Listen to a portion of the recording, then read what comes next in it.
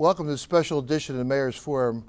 I'm Deputy Mayor Paul Hodson, and I will be filling in for the Mayor to provide a special segment on snow clearing in the Township. My guest is in the Mayor's Forum today is Al Simerson, Director of our Department of Public Works. Al's here today to talk about snow clearing in the Township. Well, you'll hear a common theme about our preparations and our reaction to the storms. The weather forecast before, during, and after the storm really predicates what we do. If we're expecting heavy snowfall and cold temperatures, we will go out and pre-treat the roads with brine. And while that's going on, we're creating or preparing the snow equipment. Again, depending on the type and amount of precipitation that we're expecting, will determine how much equipment we get ready. You know, we have to think about adjusting our schedules for trash and bulk collection and that kind of stuff. Then, you know, as the storm nears, we watch the forecast for what's going to come afterwards. If the temperature is going to warm up, you know, we don't have to do quite as much treatment as we otherwise would. But if it's going to remain cold, like it did in the last storm, then we have to have a lot more material and equipment available and ready to go to treat the roads after we do extensive plowing. Well, I think, just to follow up, I think by brining, you'd indicate that you're getting ready for the storm. Yes, sir. The public can always notice the brining. Right. And certainly ready to plow, Right. have the salt loaded Right. and fueled up. Yep. Prior to the snow event, what should the residents do to prepare our roads for getting cleared through the storm? Well, this is another thing that you're going to hear a real common theme. The best thing that we can hope for is that we can partner together as a community and ask folks not to park on the street. That is our number one challenge, especially during a heavy snow event. Anything over 6 inches or more, having vehicles parked in the street really makes our operation much more difficult. So the best answer to that is do not park on the street if possible. Yeah, I think just a follow-up too is it breaks your stride when the truck's coming down the street and he has to, you know, turn or move or slow down for cars. That just impedes your clearing, correct? It does, and again, depending on the weight of the snow. Again, if we have a 4 to 6 inch snow, we can move around pretty good with the small trucks. We can weave in and out of cars to the extent that we have to. The challenge is when it gets to be over 6 inches and like this last storm over a foot of snow, then the small trucks aren't nearly as effective Right. on the streets. It's not like plowing a parking lot. You know, when we're plowing miles of streets, you're moving a lot of heavy snow. So the small trucks aren't nearly as effective. In fact, we even stop using them when it gets real heavy, like it did last time. Then we're out there with the big trucks. So not only is it physically large, it's moving a huge amount of snow. It's volume and weight. Volume and weight. So when we get to an area where cars are parked, I have all of this snow. You know, we're trying not to damage anybody's vehicle and also trying to effectively and cleanly plow the snow. When the cars are there, it really creates a hazardous condition for the driver, for the residents' cars, and really inhibits our ability to do a good job on the street. Right. How does the township get the message out to the public about the storm and what to do? Well, we have a couple of outlets. We have our website, we have our Facebook page, and we also have the EHT TV, where information can be found about what to anticipate. Right. Typically, Al, how long does it take for us to clear our roads in the township when we start our plan? Well, that's where we come back to that common theme of it depends. Every snowstorm is different. The timing of the snowstorm, the day of the week, the time of the day, and the amount that we get. If we get an average, 2, 3, 4 inches of snow, we can easily get through the township in 18 to 24 hours. Mm-hmm. If we have, in a plowing operation, again, when we get to over 8 inches up to a foot and beyond, then the time really gets stretched out. Then it's more like this last storm. we had the primary plowing operations completed within about 36 hours. This was on average about 15 inches around the township of blowing and drifting snow. So that really slows us down. It gets us to the point where we can pretty much only use the large equipment. And certainly this snow, the blowing was a part. It was a blizzard, the winds, it didn't cooperate with us No, at it all. was, and the other thing that was really a challenge this time was the sustained cold. We had a challenge with the traction material actually freezing in the trucks. And when we're doing extensive plowing, we're not putting down a lot of salt. But then of course, when those plowing operations are pretty much under control, then we come back and salt the roads that we have plowed. When we attempted to do that, the salt was actually frozen into the trucks. We had to bring it back to the yard, chip the stuff out, put fresh material in, Right. and then go out and salt. So we got it done, but it held us back a little bit. Yeah, that's an interesting point. With the extreme cold, any moisture really probably impeded that Right. material you're putting down. Yeah, I honestly, in the 25 years of service that I've had here with the township, I've never had it that sustained cold for that long after a snowstorm. Right. Usually, often when the front passes, it'll get cold for a day or so, but it stayed, solid, in the teens and below for a week after the storm, and that's good and bad. It kept the snow to the point where it was movable, but the aspect of being able to put salt down really was really a challenge because of that. Also, once it gets down below, once it gets into the teens, the salt has very limited effectiveness. It does, even though we put it down, it doesn't really make much of a difference. Yeah, right. That's an interesting factor because there's probably some degrees of what that's works Right. versus the extreme. Right. There are other materials that are more effective at the lower temperatures, but the cost it's very cost prohibitive. We Right, right. can't afford to do that. Next, what type of equipment do we use in our plowing operation in the township? We have a little bit of everything from small, medium, and large trucks, small, medium, and large equipment. We have over the past 10 years, we've put a lot more emphasis on acquiring heavy equipment because the heavy equipment is very effective. It's very maneuverable. The drivers have much better visibility, and honestly, they don't get stuck. When we have a storm like we just had with the 15 inches, a lot of the even large trucks end up getting stuck in the snow. The large equipment does not. Another challenge that we have is all the cul-de-sacs that we have in our community. The large equipment is very good at cleaning out the cul-de-sacs. So again, back to the original question, we have a full spectrum of equipment to handle not only the streets, but the municipal parking lots, the community center, the municipal building. So we've got a bunch of stuff.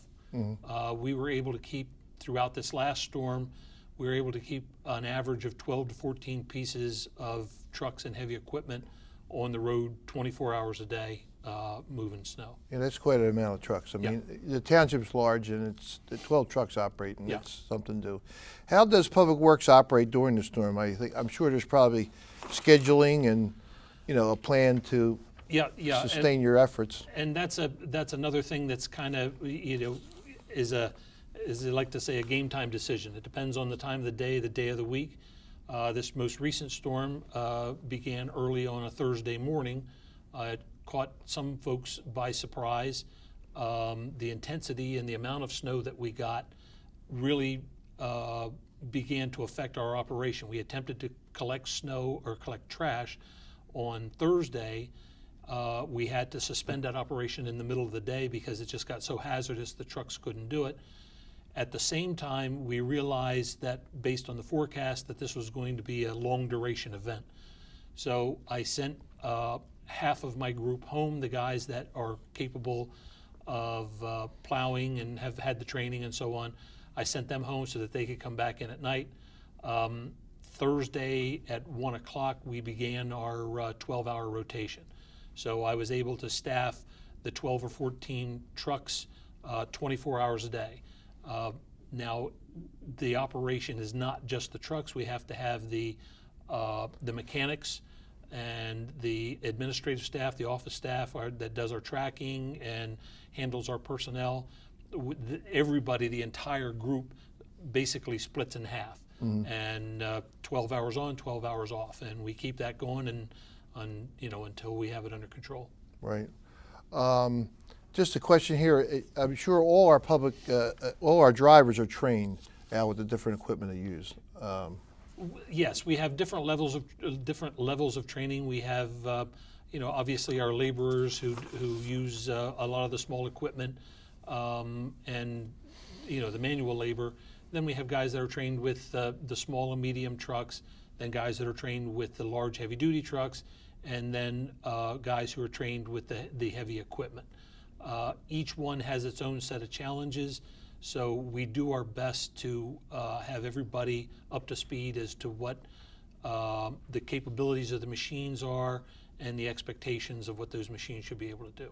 Right, and a lot of it comes with experience too, Al. That's true. I mean, that it's easy to show you how to put the plow up and down and right to left, but it's the experience of out in the conditions. Fortunately for us, this most recent storm was the worst one that we've had since the 2009-2010 season. Wow, yeah. So we had a solid 7 years where we didn't have any snowstorm in excess of 6 inches that I recall.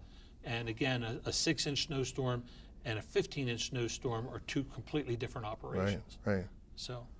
Okay, thank you. Let's take a short break, and when we come back, we'll talk about the township, the Public Works Department, and how they clear our snow when we have a snow event.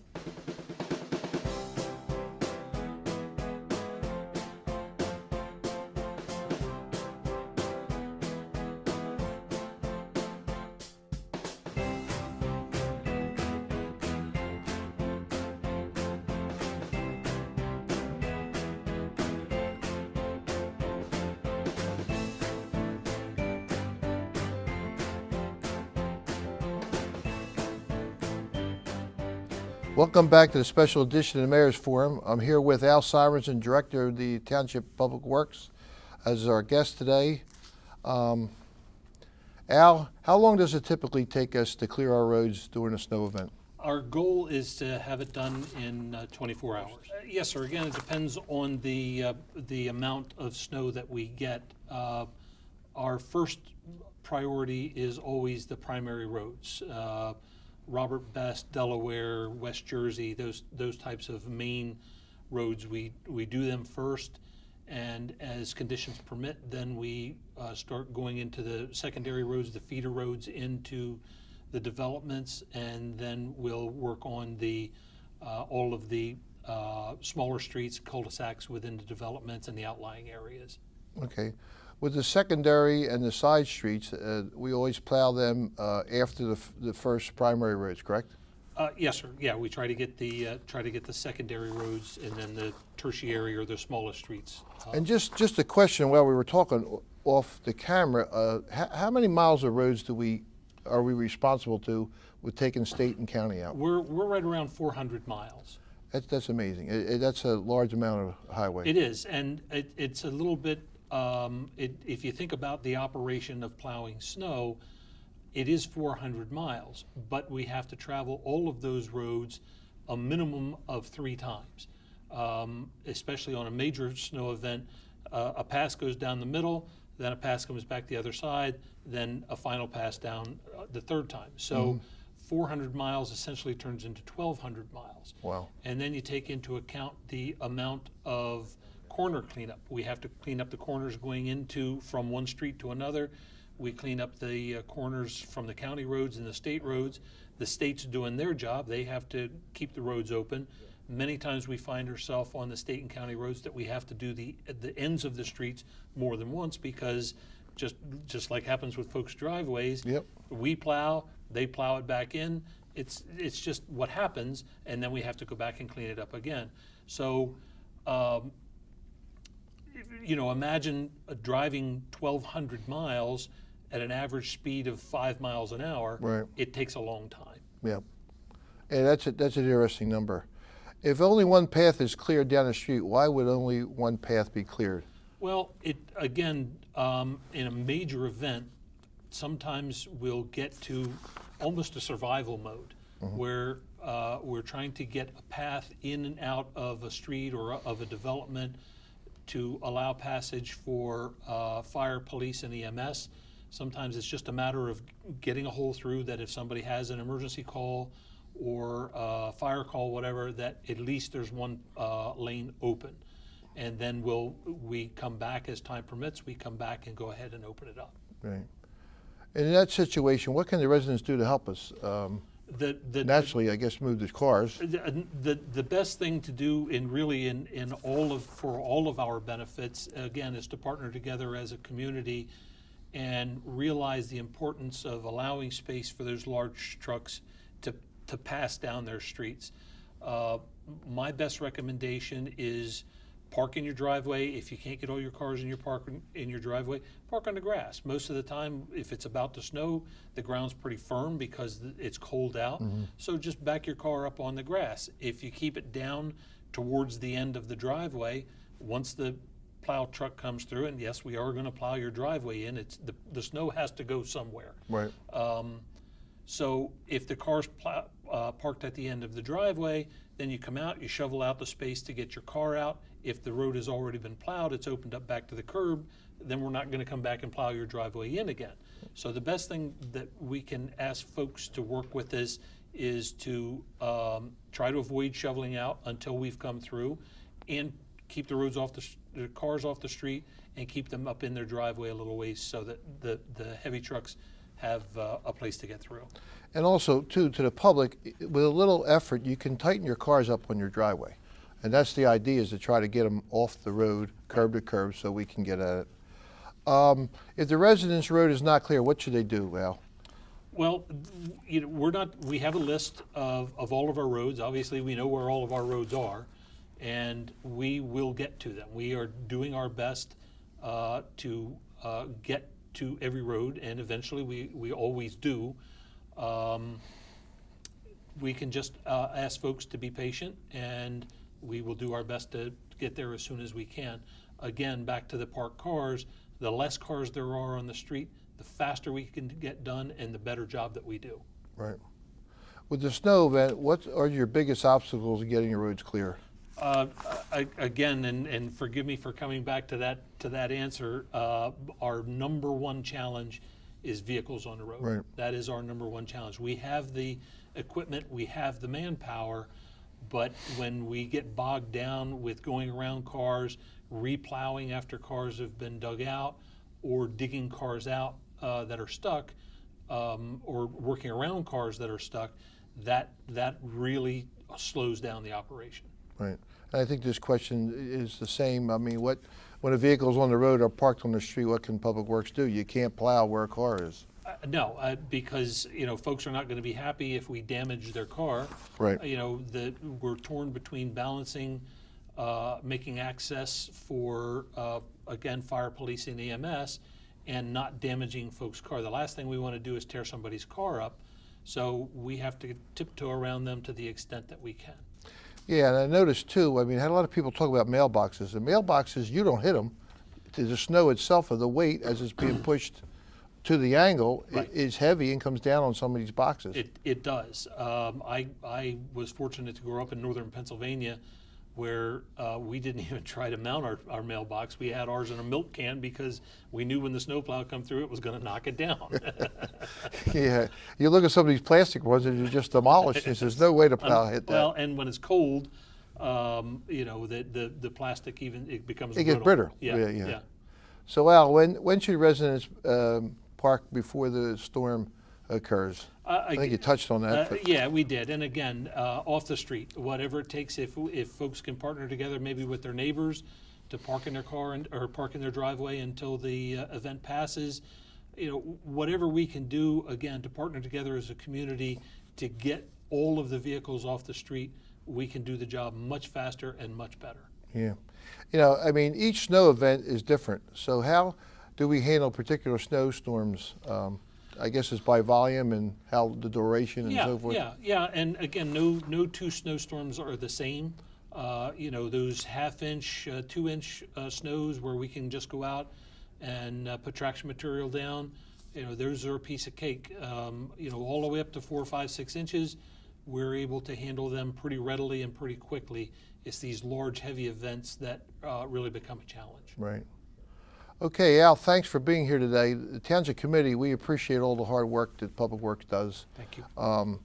If it was perfect, we wouldn't be here, but you know, I know it's your intent to keep our roads clear after the snow, and I want to thank you and thank Public Works. And I think as we go forward, our roads are going to need attention because of this weather.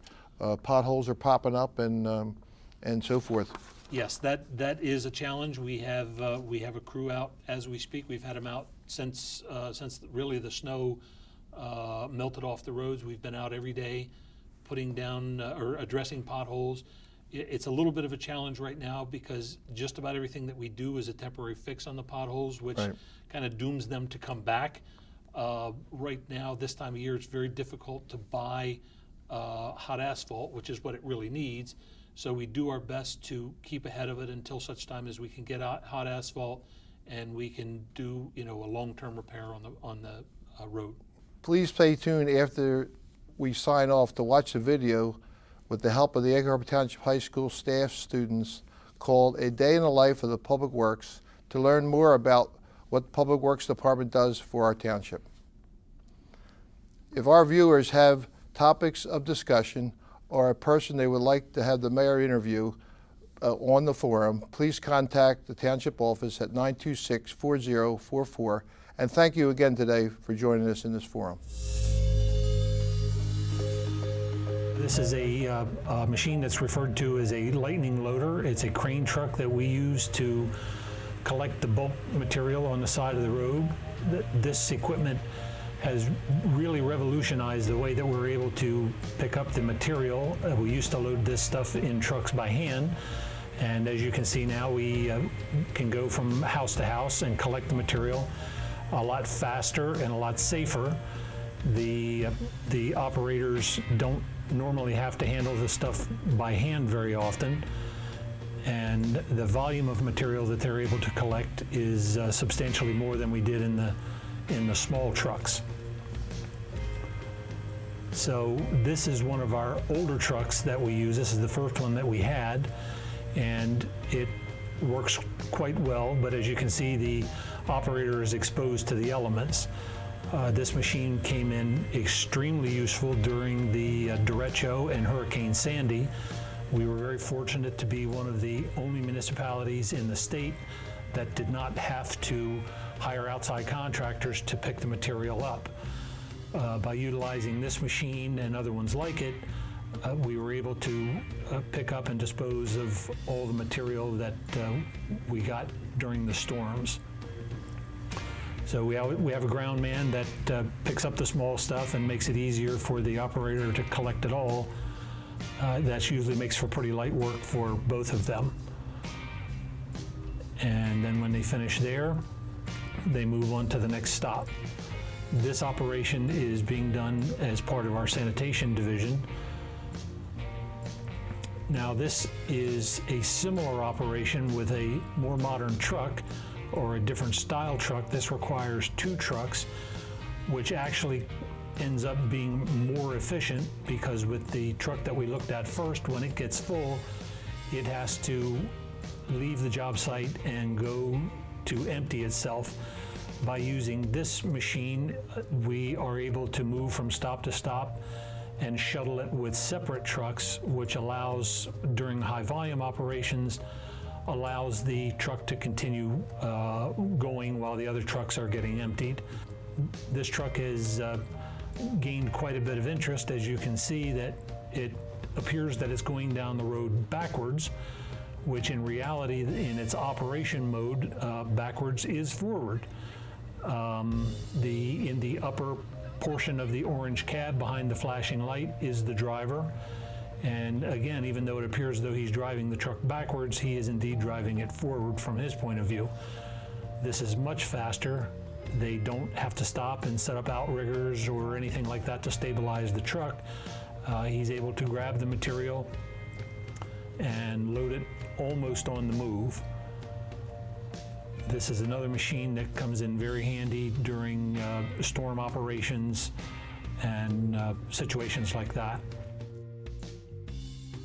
This truck is on the road every day, 5 days a week, going around the township. In this portion, we are pulling into our convenience center located at 6120 Mill Road in the township. We accept metal, tires, grass bags, brush, and home appliances, as well as TVs, microwaves, and the like. Rich is a real good guy. He's happy to see you, so stop around. And here we are entering our compost facility, also located at the Public Works facility on Mill Road. As we progress past the piles, you can kind of take notice how the material degrades as the longer it's there, goes from freshly in to on its way out. The large machine there is what we turn it with.